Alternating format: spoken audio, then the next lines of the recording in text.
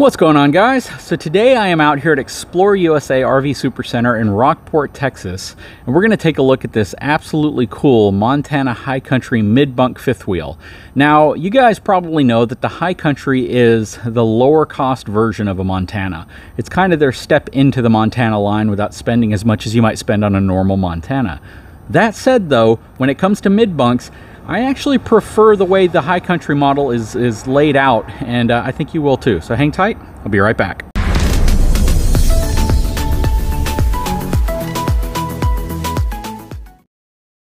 Alright, so before we get any further, please take a moment and subscribe to my channel. It's the way that my channel keeps going. You, the viewers, if you enjoy this content, please subscribe to the channel because it lets me know that you like the content that I put out. Anyways, guys, let's take a look at the numbers. So this is going to have a gross vehicle weight rating of 16,500 pounds.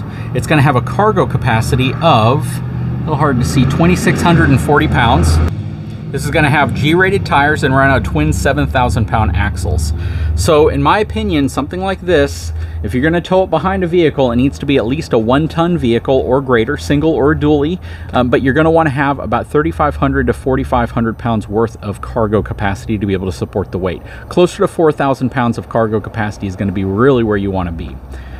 Anyways, let's hop inside this unit, take a look at the inside, then we'll come back out and see what's going on out here. I can already tell this uses the electronic ground control leveling system. I'm actually a big fan of that system, even though it's not quite as fast or as strong. This is going to have 200 watts of solar on board already, and this is a 385 BR Montana High Country.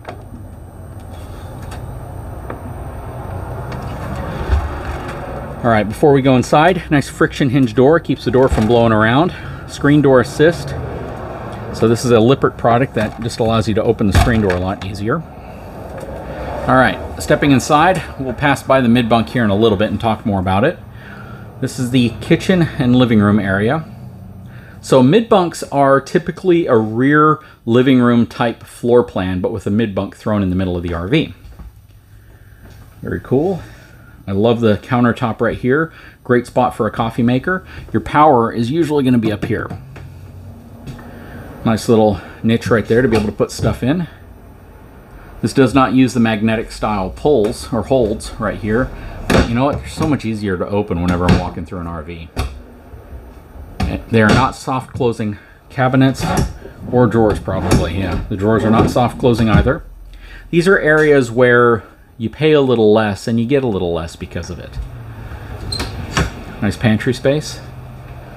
This RV is kind of reminiscent of our Brookstone, to be honest with you, except some things are kind of reversed. We definitely have a deeper shelf right here. I love the flip-up countertop right here at the end of the island, and I love how they've positioned the sink at this end of the island as well, so it gives you more space at the other side. I also love the contrasting tones that they've done in here. Folks over at Keystone have definitely done a great job over the years adapting the interior styling and tones and colors to make them feel more airy and to stay current with trends. Nice GE French door refrigerator. This unit is very new because it's pretty much all still wrapped up.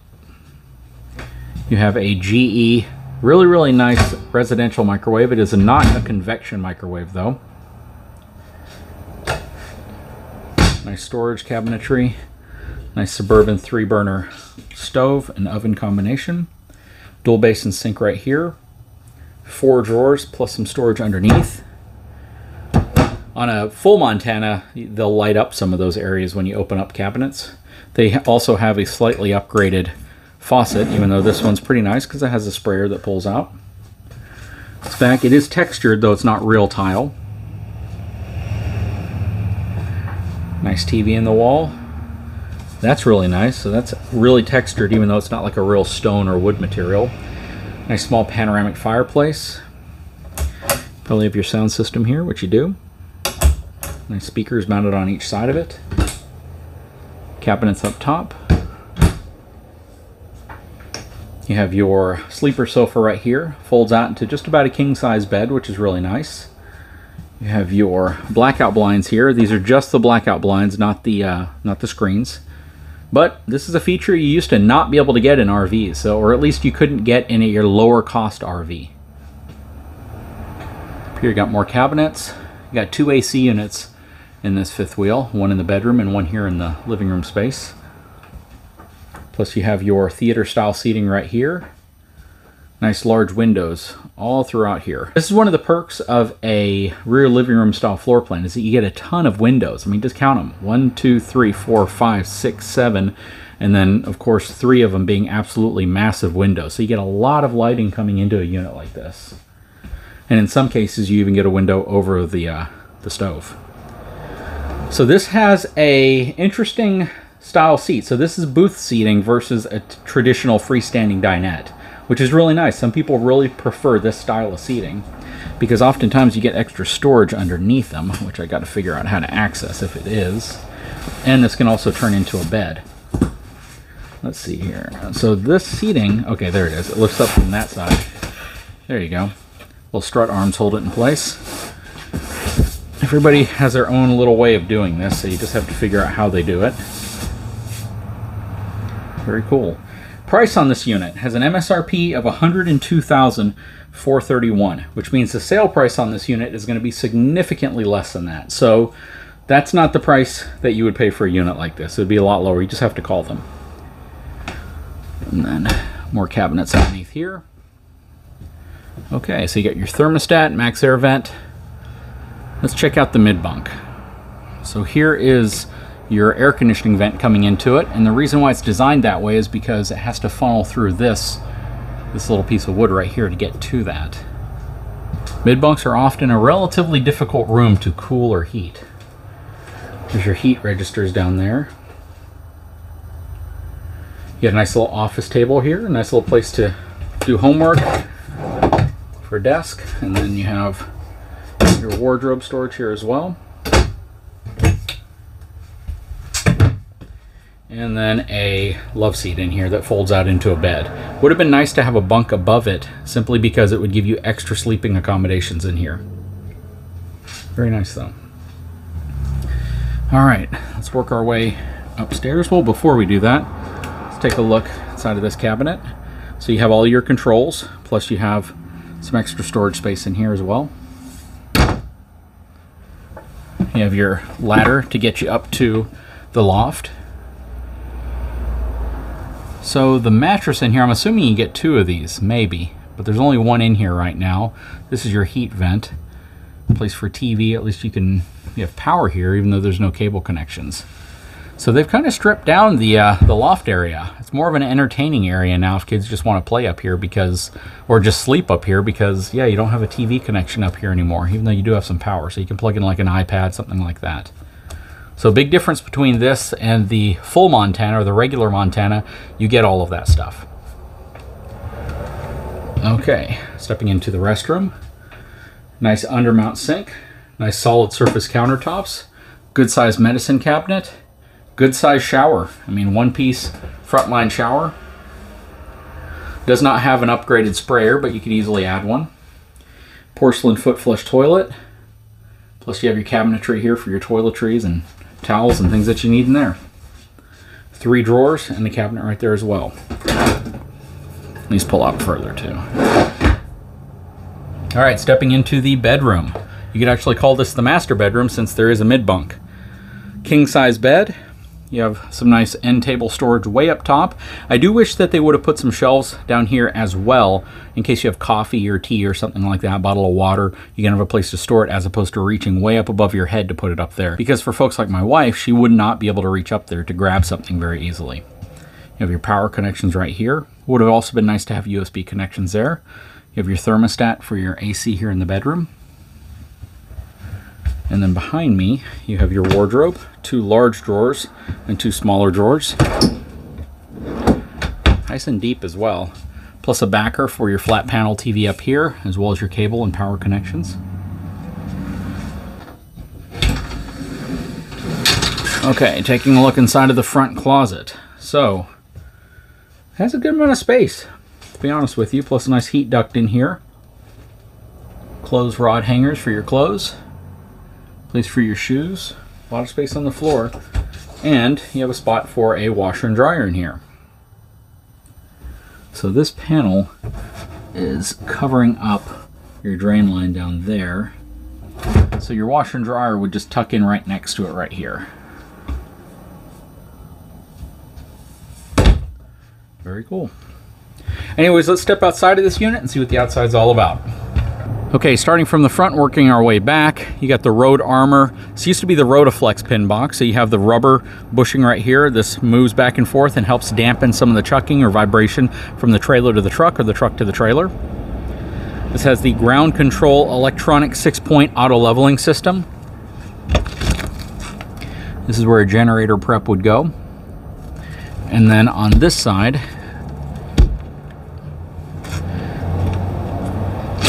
this is where your battery box would be, your pure sine wave inverter, and the controller for your auto leveling system, as well as your MPPT solar charge controller up there. Coming around this way, you have a 30-pound propane can on each side of your RV. One of the reasons why I like the ground control system is because the motor mounts on top of the leg. So if you have a damaged motor or a damaged leg, it's pretty easy to pull a leg out, replace the assembly, as opposed to trying to fix your hydraulic system, which requires you to have some hydraulic knowledge. All right, so this is an interesting slam latch system. I don't think I've seen this before on an RV. Check that out. That's very cool. Much more compact. Huge basement storage. That's courtesy of a 8-inch I-beam drop frame below. Down here. Aluminum support for your bath deck up here. Not structural in terms of the frame structure. That's just to hold up the bath deck.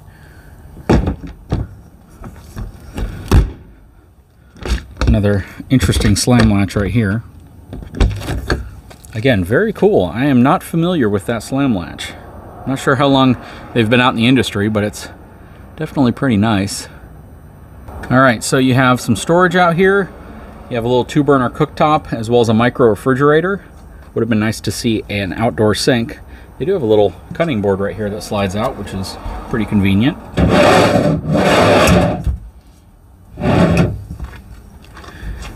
And pretty nice slam latches, to be honest with you. Outside power, MORryde step above steps. Tires on here are going to be, these are Rainier ST tires, 16-inch G load range. So these aren't the traditional saloon tires you might see, but this is still a pretty good tire. Rainier actually makes a pretty decent tire. Has a Road Armor suspension, heavy-duty shackle straps, greasable wet bolts, and a 12-inch I-beam frame. Rack and pinion slide. Has an awning above the slide here, as well as an awning up front. Coming around to the back. All LED lighting, wired for a backup camera, LED lighting up top, and a full ladder to get you on top of the full walkable roof. You have an outside shower right here. It is wired, okay, there it is, way under there. So your receiver hitch is kind of in an interesting location, because I don't know if you'd actually be able to fit a 2-inch hitch into that receiver, because it actually sticks up above this trim a little bit. I mean, check that out.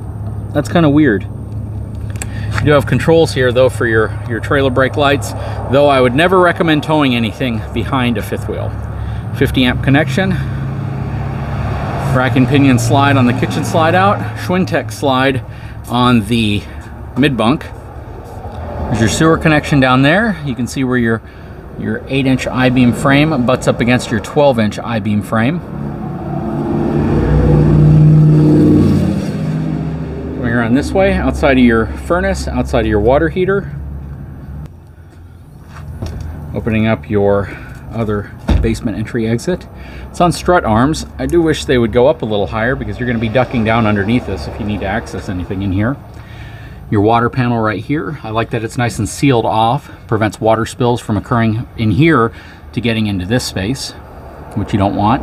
But absolutely huge basement storage area. Big fan of Montana and how they give you such a large basement storage area. Here's your other propane tank, as well as your auto leveling controls.